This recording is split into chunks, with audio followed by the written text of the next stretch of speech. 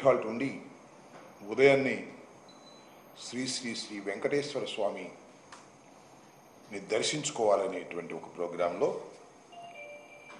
ఈరోజు బయలుదేరుతున్న సందర్భంలో పురస్కరించుకొని రాష్ట్రంలో ఒక విచిత్రమైన పరిస్థితులను ఈ ప్రభుత్వం క్రియేట్ చేసేటటువంటి దీనస్థితికి దిగజారిపోయింది. ఒక మాజీ ముఖ్యమంత్రి దైవ దర్శనానికి వెళ్తున్నారని ప్రకటించిన తర్వాత రాష్ట్ర వ్యాప్తంగా ప్రకంపనలు సృష్టించాలనేటువంటి ఒక దురుద్దేశంతో అనేక రకాలైనటువంటి విషపూరితమైన ప్రచారాలు చేయడంతో పాటు అశాంతిని క్రియేట్ చేయాలనేటువంటి ఒక దుర్బుద్ధితో ఇవాళ రాష్ట్ర ప్రభుత్వమే పనిచేయటం, ఆ రాష్ట్ర ప్రభుత్వంలో ఉన్నటువంటి 3 పార్టీలు కూటమి ఇదే విధంగా ప్రవర్తన చేయటం చాలా దురదృష్టకరం. తిరుమలలో జనసేన వారు అసలు మాజీ ముఖ్యమంత్రి ఎలా వస్తాడు, ఎలా దర్శనం చేసుకుంటాడు చూస్తామనేటువంటి మాట. భారతీయ జనతా పార్టీకి సంబంధించిన వారు హైదరాబాద్ నుంచి కూడా వచ్చి ఇక్కడే కూర్చొని జగన్మోహన్ రెడ్డి గారిని మేము అడ్డుకుంటాం, కొండ మీదకి ఎలా వెళ్తాడు అనేటువంటి మాట. తెలుగుదేశం మాట కూడా ఇదే మాట, అక్కడ ఉన్నటువంటి నాయకులు. ఇక చూస్తే పోలీసు వారు ఏంటంటే, జనరల్గా నేను ఎప్పుడు ఇంత విచిత్రమైనటువంటి పరిస్థితిని నేను తిరుమలలో చూడలా, రాష్ట్ర వ్యాప్తంగా కూడా చూడలా. ఏదైనా ఒక ఆందోళన జరుగుతున్నప్పుడు ఆ ఆందోళనని కట్టడి చేయటం కోసం నోటీసులు ఇస్తారు. ఇక్కడ ఆందోళన ఏముంది? జగన్మోహన్ రెడ్డి గారు దైవ దర్శనానికి వెళ్తున్నాడు, ఆయన కూడా ఒక 6-7 కలిసి వెళ్తున్నారు. It is an official announcement. మీరందరూ రావడానికి వీల్లేదని ఎక్కడో రాయలసీమలో ఉన్న వారికి నోటీసులు ఇచ్చే కార్యక్రమం చేస్తున్నారు. మా ఎంపీ జనరల్గా ఉంటారు, తిరుమల ఎంపీ గురుమూర్తి గారు వైఎస్ఆర్ కాంగ్రెస్ పార్టీ నుంచి గెలుపొందినటువంటి వ్యక్తి. ఆయన జగన్మోహన్ రెడ్డి గారు వచ్చినప్పుడు పార్టీ అధ్యక్షులు కాబట్టి ఆయన కూడా అకంపెనీ అవ్వచ్చు. ఆయనకు నోటీస్ ఇచ్చారు, నువ్వు రావడానికి వీల్లేదు,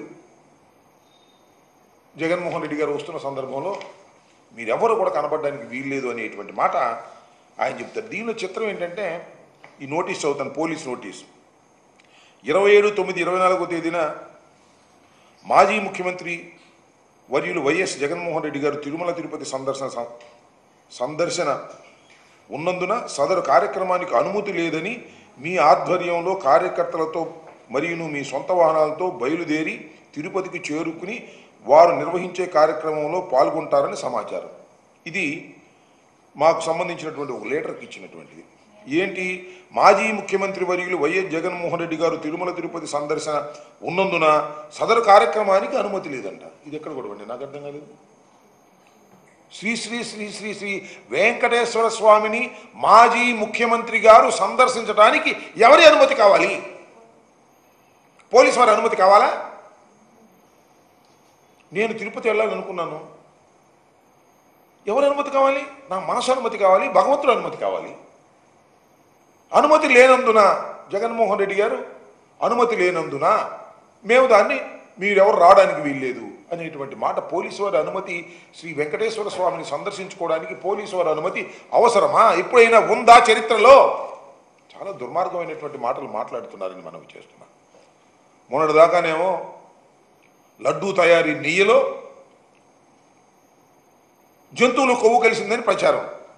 నిరూపించండి అంటే సిట్ వేస్తాం, స్టాండ్ వేస్తామని ఎవరిని వేశారు, వాళ్ళకి కావాల్సిన వాళ్ళని. ఆల్రెడీ రిపోర్ట్ అంతా తయారు చేసుకుంటారు లోకేష్, కింద సంతకం పెట్టమే కార్యక్రమం.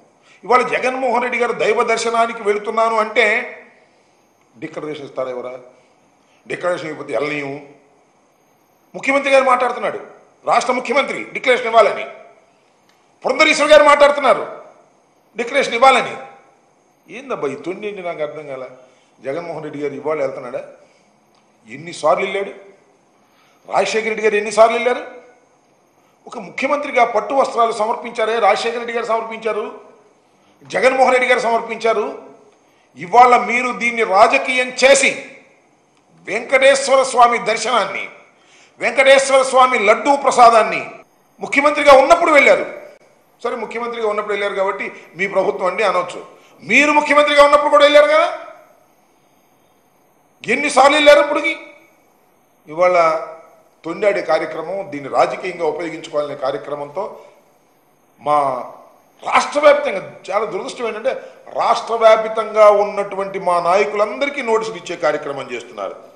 ఆయన ఇదిగో చూడండి, మా వైఎస్ఆర్సీపీ కార్యకర్త తిరుపతి, ఆయనకి నోటీస్ ఇచ్చారు సాక్షాత్ పోలీసు వారు వెళ్ళి. దాంతోపాటు పొద్దుటూరు ఎమ్మెల్యే గారు, ఎక్స్-ఎమ్మెల్యే గారు, ఆయనకి వెళ్ళి పొద్దుటూరులో నోటీస్ ఇచ్చారు. ఏమి తిరుపతిలో జగన్మోహన్ రెడ్డి గారు దైవ దర్శనం చేసుకోవడానికి వెళ్తుంటే వెళ్ళి మీరు పొద్దుటూరులో ఉన్న మా మాజీ ఎమ్మెల్యే గారికి మీరు నోటీస్ ఇస్తారు, పులివెందుల్లో ఉన్నటువంటి మా ఆయన పేరేంటి సురేష్ రెడ్డి ఆయనకి నోటీస్ ఇస్తారు, సతీష్ రెడ్డి గారికి నోటీస్ ఇస్తారు, మిమ్మల్ని హౌస్ అరెస్ట్ చేస్తున్నామని అంటారు. ఏందబ్బా ఇది నాకు అర్థం కాలేదు. ఎంత అగ్లీగా మీరు బిహేవ్ చేస్తున్నారు దైవ దర్శనానికి వెళుతున్నటువంటి జగన్మోహన్ రెడ్డి గారి పట్ల మీరు చూపించాల్సింది ఇదేనా అని అడుగుతా ఉన్నాను. రాజకీయం నుండి చూసుకుందాం, వేరే లడ్డూ చుట్టూ, దర్శనం చుట్టూ, డిక్లరేషన్ చుట్టూ రాజకీయం తిప్పి మీరేదో బాగుపడాలనో రాజకీయంగా లబ్ధి పొందాలనో ప్రయత్నం చేస్తే దానికి మీరు తప్పనిసరిగా భగవంతుడు శిక్ష మీకు వేస్తాడు, ప్రజలు కూడా మీకు శిక్షిస్తారనే విషయాన్ని దయచేసి మర్చిపోవద్దని, ఇది దైవభక్తి ఉన్నవారు ప్రజాస్వామ్యవాదులు అందరూ కూడా ఇలాంటి చర్యల్ని ఏదైతే అరెస్టులు చేసి నోటీసులు ఇచ్చి నిర్బంధం చేసి 10,000 మందితో దర్శనానికి వెళ్తున్నారని రాశారు. దీనిలో ఒకదానిలో నాకు ఆశ్చర్యం వేసింది. 10,000 మందితో పోలీసు వారు ఇచ్చినటువంటి నోటీసు, 10,000 మందితో దర్శనానికి వెళ్తున్నారని తెలిసి 10,000 మందితో దర్శనానికి వెళ్తారు. నాకు అర్థం కాల. అన్ని ఏదో ఒకట కట్టు పురాణాలు కల్పించి ఈ విధంగా చేయాలనే ప్రయత్నం చేయడం చాలా దురదృష్టకరమని, దీన్ని ప్రజాస్వామ్యవాదులు, హిందుత్వవాదులు, లౌకికవాదులు అందరూ ఇలాంటి చర్యల్ని ఖండించాలని, చంద్రబాబు నాయుడు గారు దైవాన్ని సైతం రాజకీయంగా వాడుకునేటటువంటి అగ్లీ చేష్టలను ప్రజలు నిరసించాలని ఈ సందర్భంగా కోరుతున్నాం.